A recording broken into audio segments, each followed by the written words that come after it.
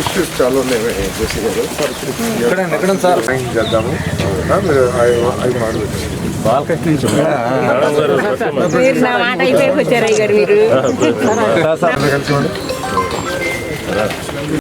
RDO గారు ఇంటికి వచ్చారు. వస్తున్నారా మందులు? నర్స్ ఇంటికి వస్తుందా సార్? మా నెంబర్ గారు సార్ మెంబర్స్ ఎవరు ఉన్నారు? చూడు ఎంత పెన్షన్ ఎంత వస్తున్నారు తెలుసా? పెన్షన్ ఇప్పుడు ఎంత అవుతుంది? 7,000 ఇచ్చారా? ఇప్పుడు 4,000. ఇక్కడ నుంచి నెల 4,000 వస్తాయి. చంద్రబాబు గారి ప్రభుత్వం బాగానేదా? బియ్యం అవి బాగానే వస్తాయి ఇంటికి? ఎవరైనా ఇబ్బంది పడతలేదుగా? కరెంట్ అది బాగానే ఉంటుందా? మంచి నీళ్ళు ఎక్కడ ఉన్నాయి? పైప్ లైన్లు ఉన్నాయా? ఉంటుందా?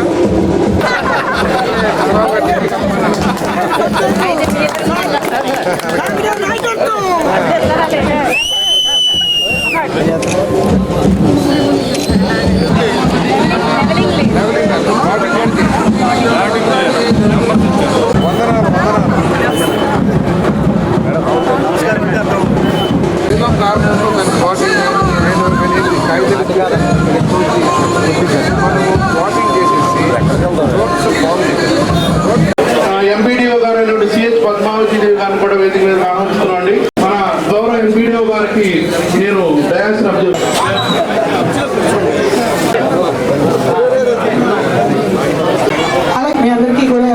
మాక్సిమం సెకండ్ లోపు 2వ తారీఖు లోపు ఇచ్చేయాలని మేము చెప్పాము.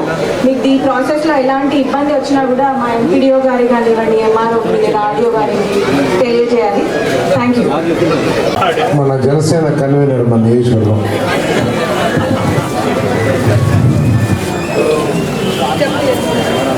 ముస్లోలు మండలం కాటన్పాలెం గారికి, మరి ఈ గ్రామం ఎలక్షన్స్ లో కూడా చెప్పాం. మీ అందరికి కూడా ఎవరికైతే డబ్బులు పోయిన ప్రభుత్వం ఇవ్వలేదో వాళ్ళందరికీ కూడా మన ప్రభుత్వం రాగానే ఇస్తామని చెప్పాం.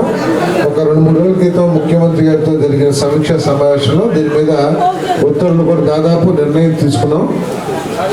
ఏదైతే చంద్రబాబు నాయుడు గారు గత ప్రభుత్వంలో, తెలుగుదేశం గత ప్రభుత్వంలో పని ప్రారంభించి రూఫ్ లెవెల్ దాకా వచ్చి ఆగిపోయిన ఇల్లుంటే వాటిని పూర్తి చేస్తాం.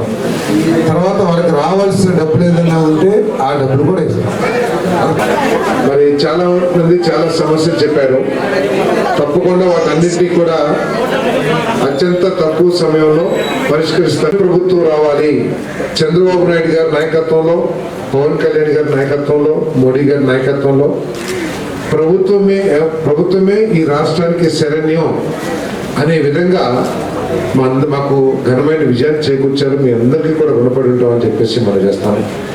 అంతేకాకుండా యువత కూడా ఎక్కడెక్కడో పనిచేసేవాళ్ళు వాళ్ళు సొంత ఖర్చులు పెట్టుకుని ఇక్కడికి వచ్చి కాంక్షతో, ఈ రాష్ట్రం మీద ప్రేమతో, రాష్ట్ర యువతీ యువకుల భవిష్యత్తు మీద ఒక బలమైన కోరికతో వచ్చి మా అందరికీ కూడా విజయాన్ని చేకూర్చారు. మరవలేనిది.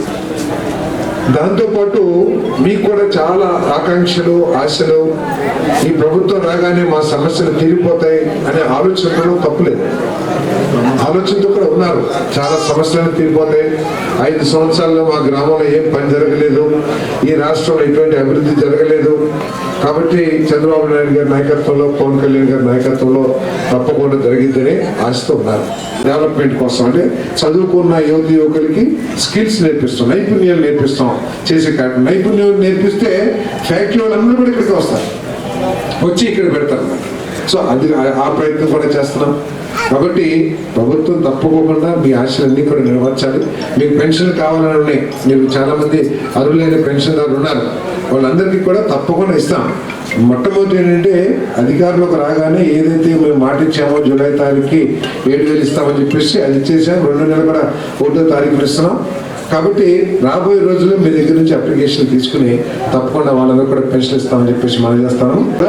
చింతలపూడి ప్రాజెక్ట్ మీద, చింతలపూడి ప్రాజెక్ట్ కనుక వచ్చినట్లయితే మన నూజివీడు బంగారం ఇంకా ఏ నియోజకవర్గం కూడా మనతో పోటీకి రాదని చెప్పేసి మనం చేస్తున్నాను నేను. మాకు ఉన్నాయి భూములు, బ్రహ్మాండమైన భూములు, దాంట్లో వరి పంట తప్పితే ఇంకో పంట వేయలేం, లేదా చెరుకు వేసుకోవచ్చు, వేసాకాలం మినువులు వేసుకోవచ్చు.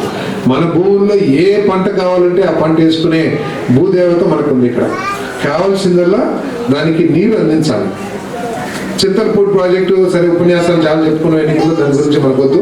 కానీ ఈరోజు ముఖ్యమంత్రి గారు కనపడ్డప్పుడల్లా, నేను ఇరిగేషన్ మంత్రి గారు కనపడ్డప్పుడల్లా నేను అడిగేది ఒకటి, అయ్యా నాకు చింతలపూడి ప్రాజెక్ట్ని పూర్తి చేసి పెట్టిండని.